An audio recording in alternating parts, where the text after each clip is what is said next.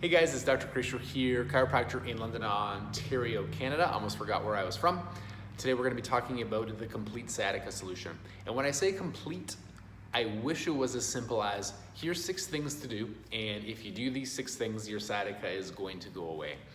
The complete solution means here are all of the factors from which we need to approach this condition with, and some tips to help you. So I have my spine here. Don't worry, there's exercises at the end. I just want to, as always, give you the context for knowing and understanding why all of these different factors are important. So the first thing is, this is your spine.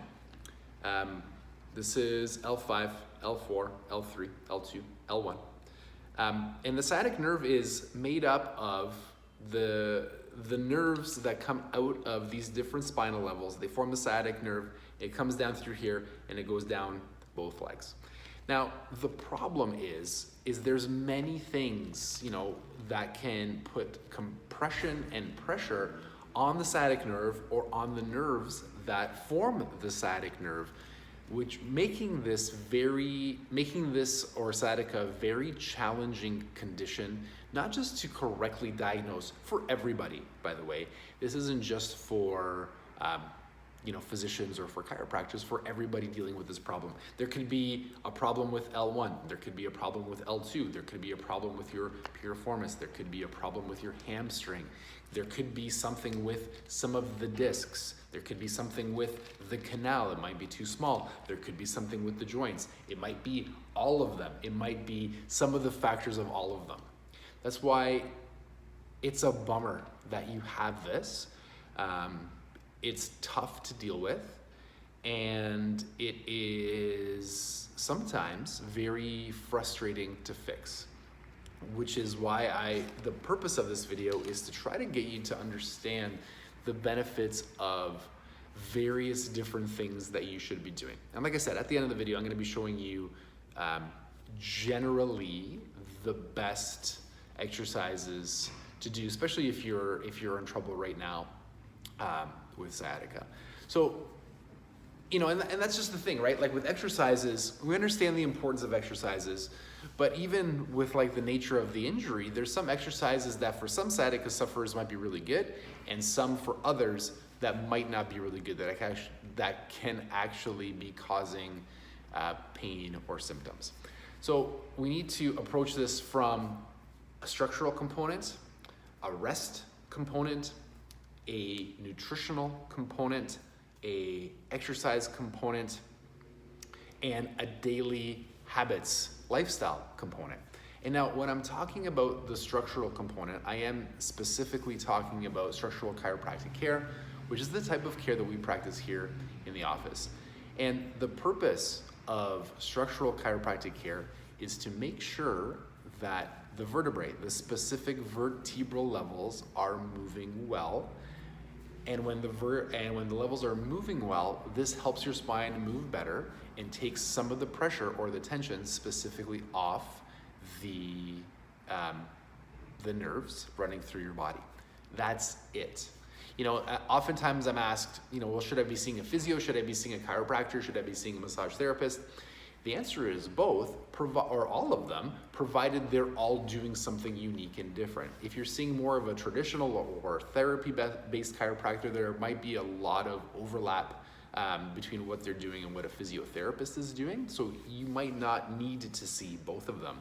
But what happens here in this office, and I can only speak to the way that I practice, is we're making sure that the individual vertebrae are moving well, and the goal of that is to help the nerves coming out of the specific levels.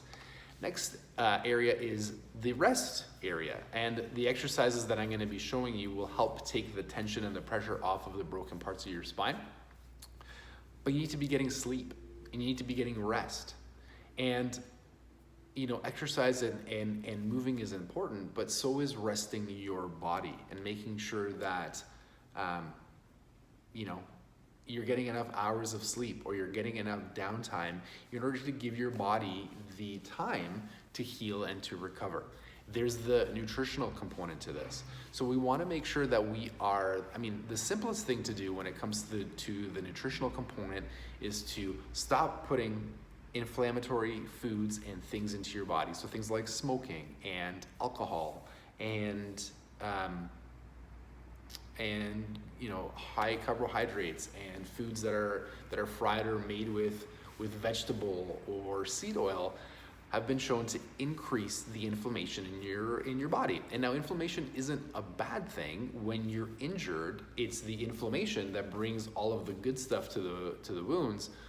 But too much inflammation can cause greater than normal pain. So 2 really simple steps that you can start to do right away are to be drinking a lot more water. I would even set a high goal, like a gallon of water a day, if you can do it. You might be going to the bathroom a lot at the beginning. Of course, if you start to develop symptoms, please go, see your physician, but a gallon of water a day should be okay. And start taking a gram of a high quality fish oil. Not that fish oil, is some magic formula that is going to make you feel better, but having a healthy balance of omega-6 to omega-3 fatty acids has been shown to help reduce inflammation in the body. There is the psychological component to this, and this is often the toughest one. It's hard when you have children. It's hard when you have a lot of stress and responsibility in your life to rest and to give yourself the permission to need time to help heal and recover. So strategies around finding support, asking your partner, or whatever is necessary, but it's an important part to healing and recovery. I'm going to try my best to link a video which should be up here that Dr. Rochelle and I recorded, showing you some of the things that we do every day that damage our spine and help produce sciatica, and how to avoid those things. So the problem with our spine is we've been taught incorrectly how to use it. And if we're hard on it, we're going to continue to, produce more and more damage. And the last thing is the movement component. So I want to show you something that you can do that if you get into a bind, here are the exercises that will help get you out with sciatica and any type of spinal pain. So the purpose of your spine does not like bending and twisting. It likes bracing. So when you're noticing that you're having symptoms or something's happening, there's 2, and I've shot videos about this before, and I know Stuart McGill has a lot of really great stuff on it, but the 2 positions that you want to try out are position number 1, on your back, ankles as close to, move back a little bit, heels as close to your butt as possible, letting your spine sink into the ground, It should feel good. The other position to experiment with is on your back. For me, because I've had disc problems in the past, this one feels excellent. It even feels better for me if I get up into this position, and even sometimes, it's a little bit too tight right now, but even sometimes I can bend my legs, and it feels really good on my spine. The point is, find a position, and even for some people, it's been laying on the effective side. Some people can lay better on their left side than on their right side. But the point is, get into a position where you're pain-free or less pain at the beginning. And whatever that position is, you want to hang out in this position for 3 minutes, and you're just going to let everything relax and sink into the ground for 3 minutes. And then when the 3 minutes are up, you want to brace your spine like somebody is going to punch you, and you want to get up with a neutral spine and then get up and get going.